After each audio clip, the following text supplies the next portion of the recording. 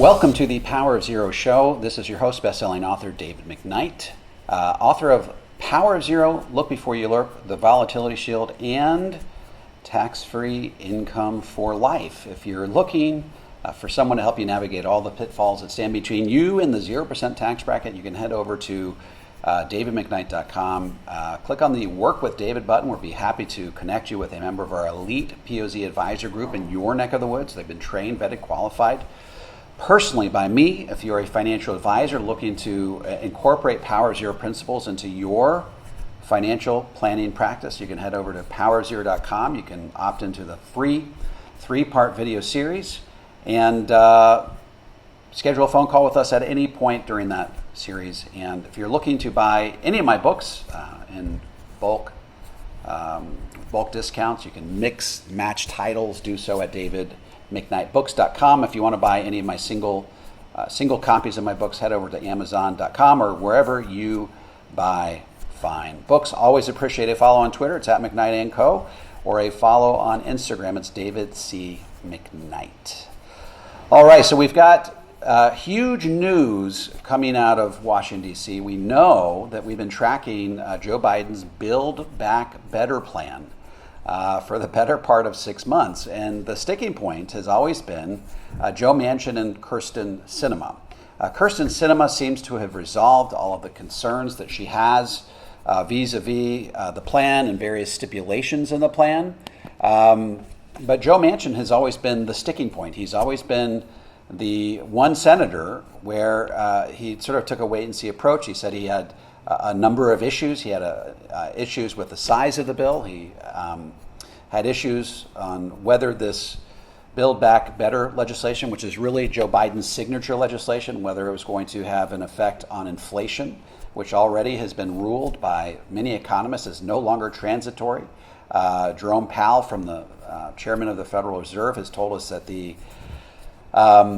that inflation is not transitory, that it's here to stay. I did a podcast episode talking about how inflation is here to stay and how we can best plan our retirements to reflect that reality. So big news out of Washington. Joe Manchin has weighed in on whether or not he will vote for the Build Back Better plan. He appeared on Fox News Sunday with Bret Baier. Take a listen to what he had to say. Joining us now, Democratic Senator Joe Manchin of West Virginia. Senator, welcome back to Fox News Sunday. Good to be with you, Brett. Senator, you're at the center of this negotiation with the president over his social spending and tax bill, the Build Back Better bill that is not coming up in the Senate before the new year, in part largely because of your reservations. Without you, the leadership doesn't have the votes it needs. So today, right now, what's the state of play? Well, Brett, this is a mammoth piece of legislation, and I had my reservations from the beginning when I heard about it 5.5 months ago, and I've been working diligently every day and every minute of every day. I've been working on this, meeting with, whether it be the President Biden, whether it be Majority Leader Schumer and his staff, whether it would be with Nancy Pelosi, all of my colleagues, from all different spectrums of the political spectrum, if you will, from the right to the left. I've done everything humanly possible. And my concerns I had, and I still have these concerns, and where I'm at right now, the inflation that I was concerned about, it's not transitory, it's real, it's harming every West Virginian. It's making it almost difficult for them to continue to go to their jobs, the cost of gasoline, the cost of groceries, the cost of utility bills, all of these things are hitting in every aspect of their life. And you start looking at, then you have the debt that we're carrying at $29 trillion. You have also the geopolitical unrest that we have. You have the COVID variant, and that is wreaking havoc again. People are concerned. I've been with my family. I know everyone's concerned. So when you have these things coming at you the way they are right now, I've always said this, Brett, if I can't go home and explain it to the people of West Virginia, I can't vote for it. And I cannot vote to continue with this piece of legislation. I just can't. I've tried everything humanly possible. I can't get there. You're done. This is a no. This is a no.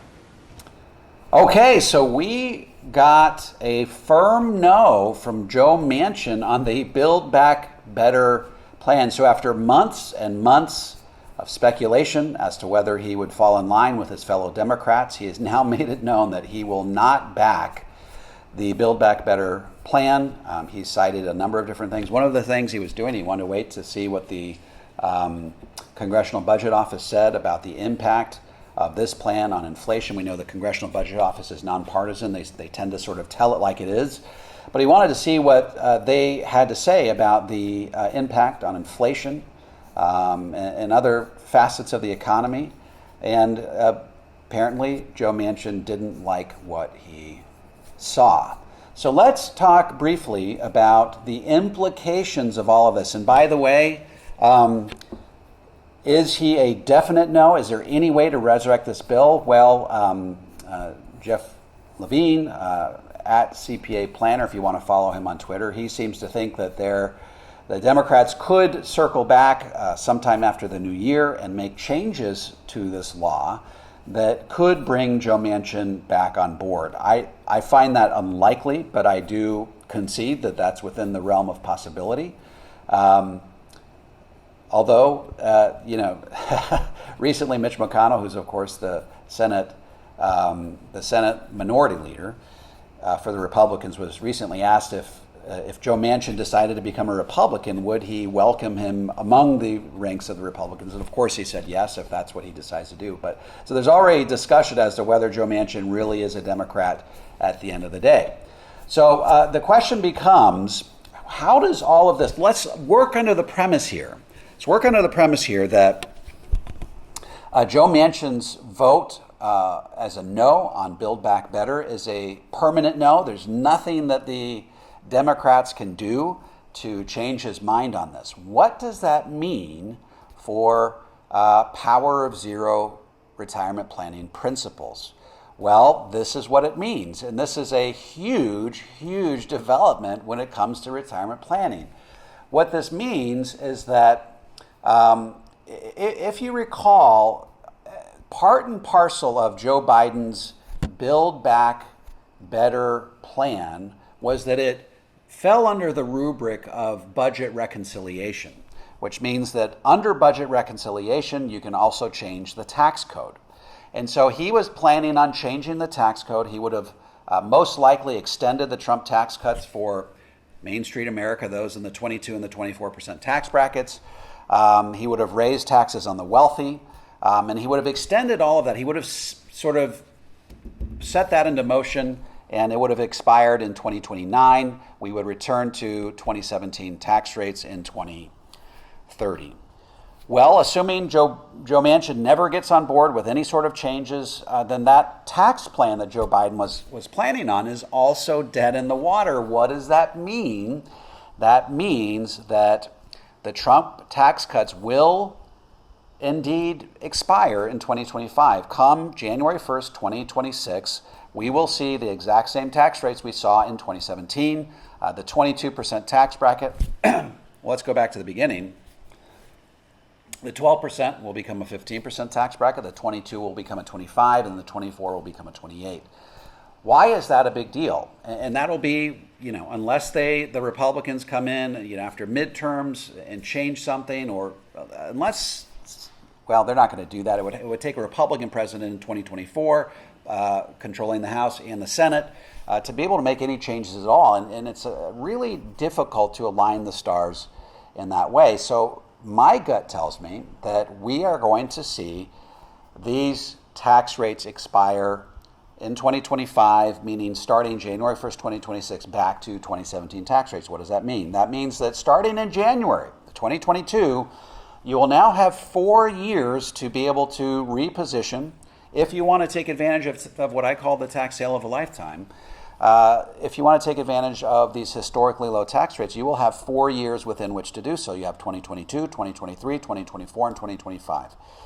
Instead of having the 8 years that we had speculated were possible under a Joe Biden Build Back Better tax change legislation.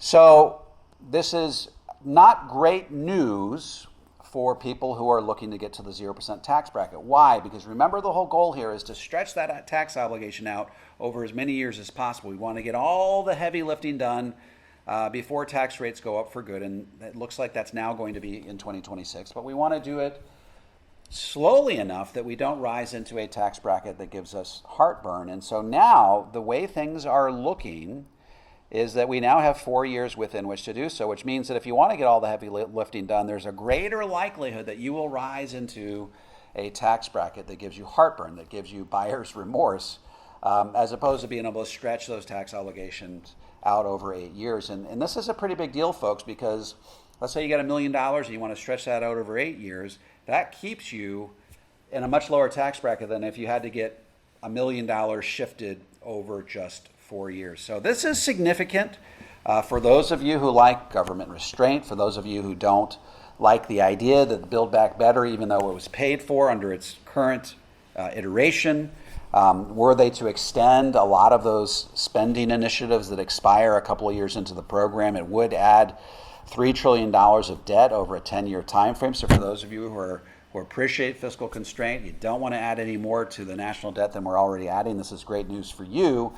For those of you who wanted to be able to stretch that tax obligation out over a much longer period of time, this is not the good news that we were really hoping for. So that is really the update. And I've spent many podcast episodes talking about Joe Manchin, what Joe Manchin would do, Kirsten Sinema, what she was likely to do. It looks like we won't be dedicating any further episodes to this unless somehow, some way, they're able to dangle some sort of carrot to sweeten the pot, make this legislation a little bit more sexy for Joe Manchin. But my gut tells me that's not going to happen. My gut tells me that Biden's signature legislation, his legacy, as it were, his one chance to sort of leave his footprint on America, that it looks like it's just not going to happen. Come midterms in 2022, if prognosticators are correct, Democrats will lose the majority in the House, they'll lose the majority in the Senate, which means that Joe Biden will likely be a lame duck for the last 2 years of his first term in his administration. So this is big news. I wanted to bring it to you right away so that we could sort of recognize and appreciate the implications of all of this when it comes to power of zero retirement planning. That's it for today's show. Of course, if you want to, now that we know that it's most likely going to be 4 years over which you can get tax-deferred assets shifted to tax-free before tax rates go up for good. One of the things that we have to readily acknowledge is that if you're forced to do it over 4 years, you have to do a little bit of math here. You may say, hey, look, it doesn't make sense to do it over 4 years. Even if tax rates go up in 2026, if I can stretch that tax obligation out, I'd much rather stay in the 25 or even the 28% tax bracket than try to get all the heavy lifting done over 4 years. So you may, the planning shifting schedule may call for you extending the length of that shifting schedule past 2026. Even though you're going to pay higher tax rates, it may make more sense to do that than to stuff everything into 4 years. So again, if you're looking for help to navigate all of this, happy to help. That's why we're here. Head over to davidmcknight.com. Happy to connect you with a member of our elite POZ advisor group. Trained, vetted, qualified personally by me. If you're a financial advisor, want to become a Power Zero advisor, head on over to powerofzero.com, opt into the free 3-part video series, and we're happy to chat with you at any point during those videos. Thanks everybody, and we look forward to chatting with you same time next week.